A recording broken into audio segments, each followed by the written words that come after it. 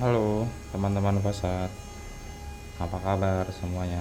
Mudah-mudahan selalu dalam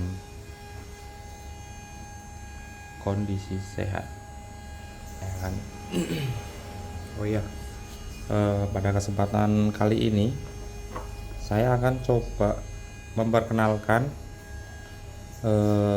produk mata pisau atau mata groving ACP dari FAI Tools, ya kan. Nah, nanti kita coba kasih penjelasan terkait mesin apa saja yang digunakan, spesifikasinya seperti apa, dan performanya ya, begitu ya teman-teman. Oke, kita langsung mulai saja dari mesin dulu ya mungkin ya. Jadi mata pisau FI Tools, mata grovingnya itu bisa diaplikasikan ke mesin circular saw yang ini 7 inch yang biasa dipakai untuk motong kayu, atau bisa juga diaplikasikan ke mesin cutter marble yang biasa digunakan untuk motong keramik, ya kan. Dari mata pisau FAI Tools ini ada yang ready, yaitu mulai dari mata pisau 5, mata pisau 6, mata pisau 10, 8, 12 itu ready. Nah, teman-teman nanti bisa custom juga ya untuk bentuk, model, beserta jumlah mata pisaunya. Kita bisa melayani custom gitu ya teman-teman. Nah, untuk mata pisau 5, 6, 8 itu sangat rekomendasi ya untuk dipasangkan ke mesin kecil ini, ke mesin cutter marble. Nah, kenapa sangat worth it jika diaplikasikan ke mesin ini? Karena salah satunya diameter ya. Untuk diameter matanya ini lebih kecil daripada mata 10 dan 12. Tentunya mesin kecil ini memiliki ruang rotasi yang tidak terlalu lebar, sehingga kita sesuaikan ya untuk diameternya ya teman-teman ya. Yaitu selain untuk menyesuaikan juga sudah terbantu ya. Jadi sudah terbantu oleh RPM. RPM yang dimiliki oleh mesin cutter marble ini bisa dilihat ya teman-teman, 13.200.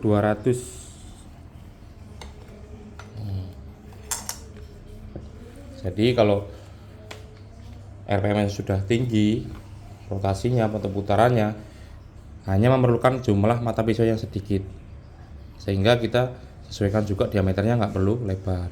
Karena kalau lebar otomatis mesinnya nanti akan naik, jadi semacam kayak nungging gitu ya teman-teman ya. Jadi mungkin kurang nyaman.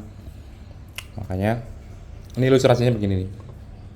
Jika dipasangkan di mesin keramik atau circular saw, mohon maaf, cutting marble, itu akan naik mesinnya.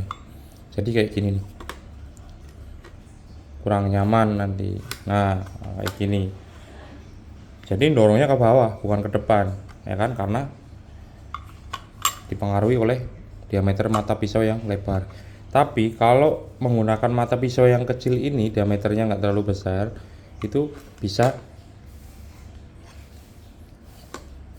ideal, sehingga kita dorongnya ke depan ya, ke arah depan bukan ke belakang gitu teman-teman. Dan sebaliknya untuk mata pisau besar yang diameternya besar ini dan jumlahnya banyak, itu sangat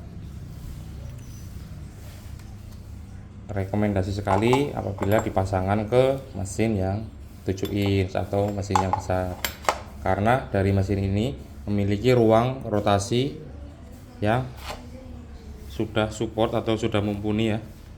Jadi kita sesuaikan diameternya juga teman-teman. Cukup jelas ya sampai di sini ya. Nah, kita lanjut ke RPM yang mesin besar. Mesin besar rata-rata itu memiliki RPM 4900 ya. Karena masih rendah RPM-nya, maka dari itu kami coba membuat mata grooving dengan jumlah TCT yang banyak, 10 dan 12, untuk membantu meringankan kerja daripada rotasi mesin tersebut. Begitu teman-teman.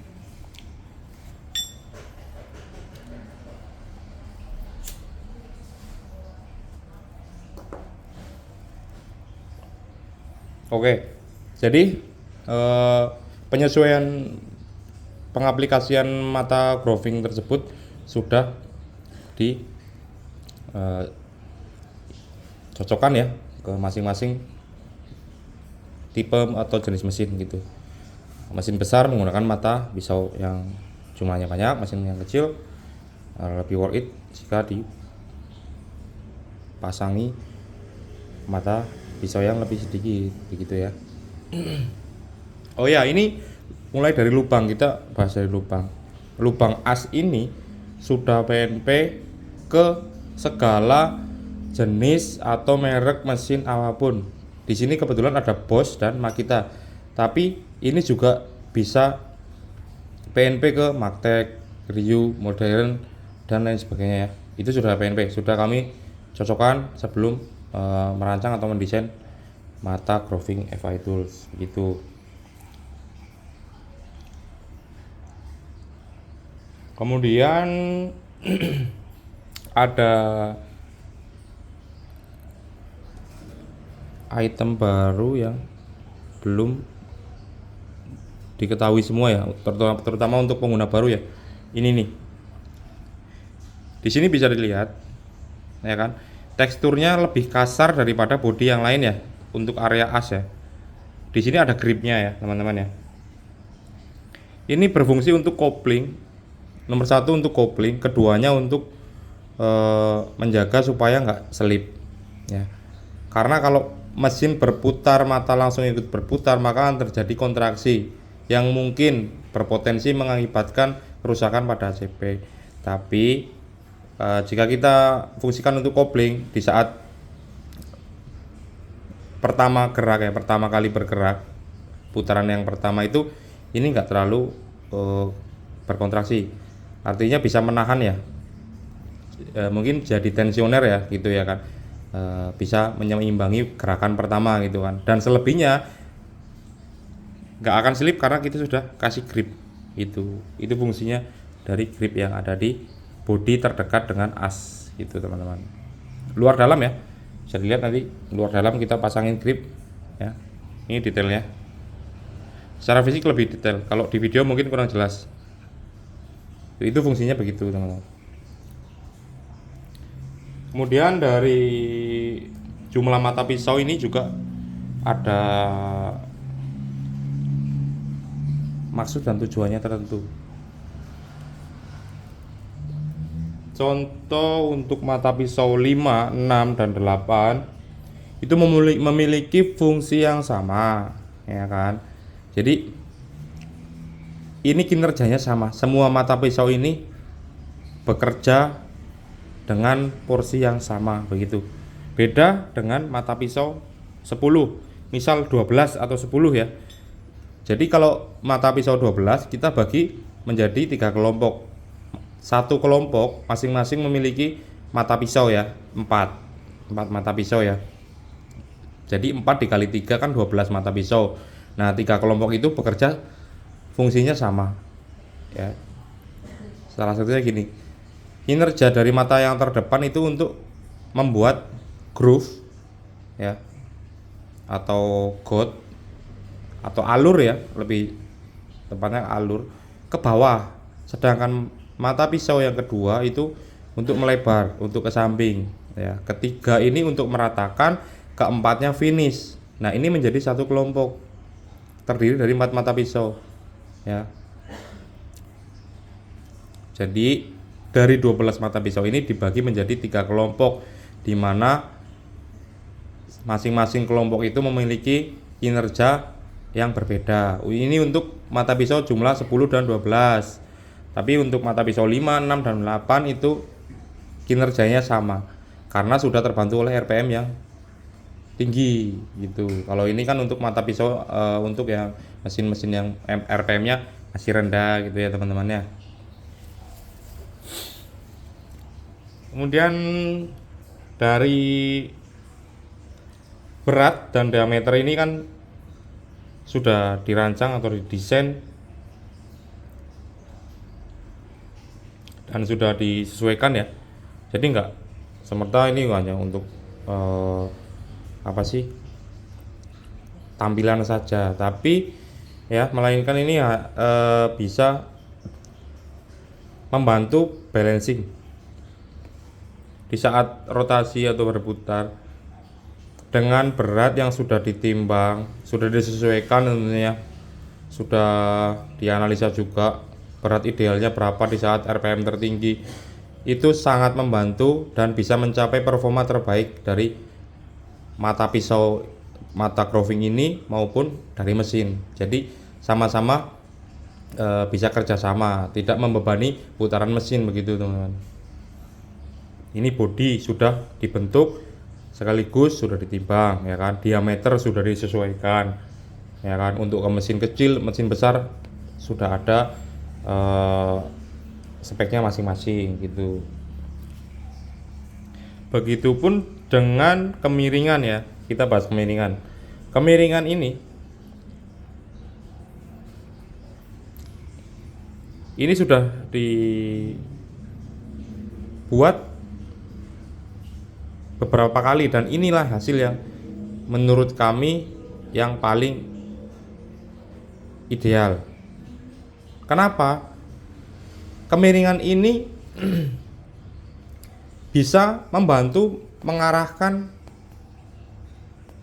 serpihan atau serbuk core ACP atau gram ya, biasa teman-teman sebutkan kalau di lapangan gram ya. Serbuk bekas potongan ACP itu nanti arahnya itu ke belakang dan ke samping, jadi nggak mengganggu kinerja mesin. Coba kita bayangkan, nah ini kebetulan ada gramnya kayak gini nih teman-teman. Kalau ini nanti ke depan otomatis kan mengganggu mesin ya, kelancaran mesin ini nanti akan seret karena di bawahnya ada ini ya, kotorannya ya, pasti akan terganggu, bisa mengakibatkan baret juga tentunya. Dan yang paling fatal kadang bisa mengenai mata daripada tukang ACP tersebut ya. Itu yang paling kita hindarin.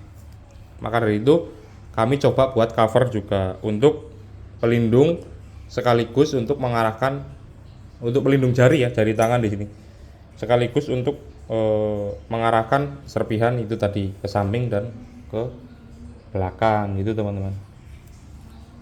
Ada lagi poin nomor 7, mungkin ini ya, tampilan visualnya. Ini sengaja nggak kami painting, ini hanya dilapisi clear untuk menjaga supaya nggak mudah korosi ya, tapi tetap transparan, bertujuan agar mudah mengontrol ya hasil daripada produksi mata grooving ini juga. Jadi lebih terlihat ya kalau transparan begini ya, dari hasil pengelasannya, kerapihan bodinya, lekuk-lekuknya itu lebih detail ya, dilihat lebih jelas ya daripada ditutupi atau di cover cat gitu.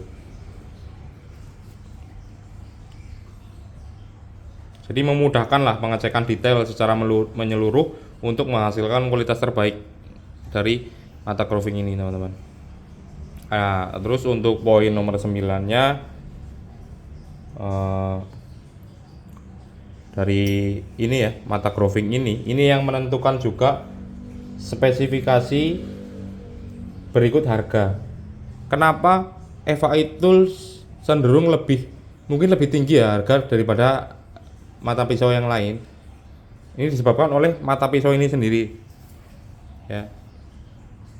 Ini nggak cuma tajam ya, mungkin ini karena produksi ini by Taiwan, ada juga yang made in Jerman sesuai permintaan. Kalau Taiwan itu biasa untuk 0,3 ya kan, terus 3003 alloy-nya thickness-nya yang 0,3. Nah kalau untuk Jerman itu biasa kita pakai untuk alloy 5005 dan 0,5 atau corrugated, honeycomb atau FR ya. ACP yang tipe fire resistant itu kan core-nya atau karetnya itu lebih alot, sehingga kita gunakan mata pisau yang kualitasnya lebih tinggi, yaitu dari Jerman. Ini tingkat ketajamannya yang paling unggul ya untuk saat ini ya, gitu. Nah itu perbedaan antara Taiwan dan Jerman. Ada juga yang dari Cina tapi kita nggak pakai sementara karena mudah terkikis dan mudah tumpul, jadi nggak tajam, itu cepat sekali. Jadi sayang nanti kalau udah bikin terus terkikis, itu sayang.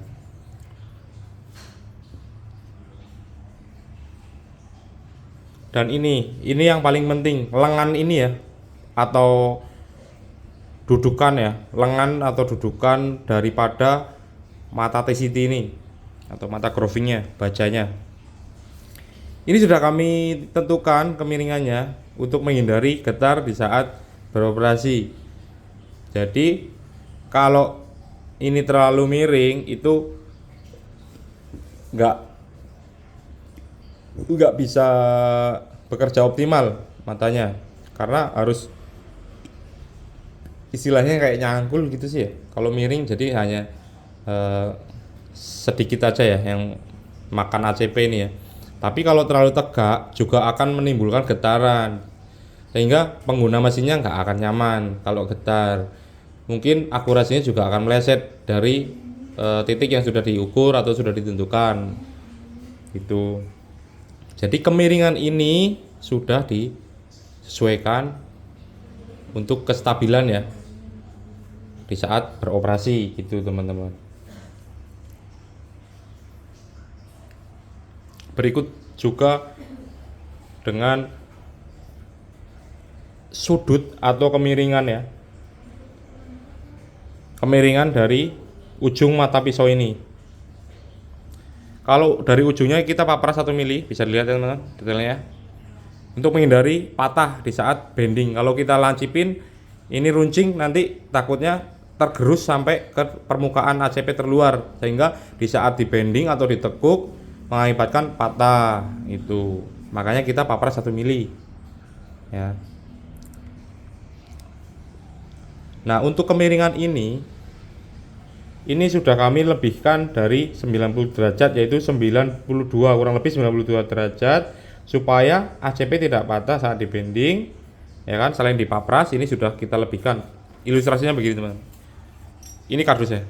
Kalau di groving ini ACP ya, seandainya ini ACP, misal ini di groving kan biasanya nekuk hanya 90 derajat ya, begini ya teman. Nah karena ini sudah kita tambah 92 derajat, jadi ini bisa lebih nekuk daripada siku. Nantinya bisa dipergunakan untuk sudut-sudut tertentu, untuk corner ataupun untuk list plank yang tekukannya lebih dari 90 derajat. Jadi kita buat lebih dari 90 derajat untuk membantu meringankan ini area siku ini supaya tidak mudah patah, karena pasti ada sedikit gap ya di sini ya. Jadi memudahkan di saat menekuk, berikut menjaga ya, supaya tidak terlalu memaksa untuk ditekuk gitu teman-teman. Ya mungkin itu aja dari saya. Mungkin barangkali ada yang masih kurang jelas atau ada yang ingin ditanyakan kembali, silakan dikonsultasikan, bisa melalui nomor WhatsApp yang sudah saya lampirkan, terutama untuk pengguna baru ya, atau ingin minta video review juga sudah ada beberapa di postingan-postingan sebelumnya, atau barangkali ingin melihat hasil testingnya, silakan bisa hubungi nomor WhatsApp yang ada di kolom komentar atau yang sudah dilampirkan di deskripsi ya. Terima kasih, mudah-mudahan bermanfaat. Sehat selalu, sukses selalu.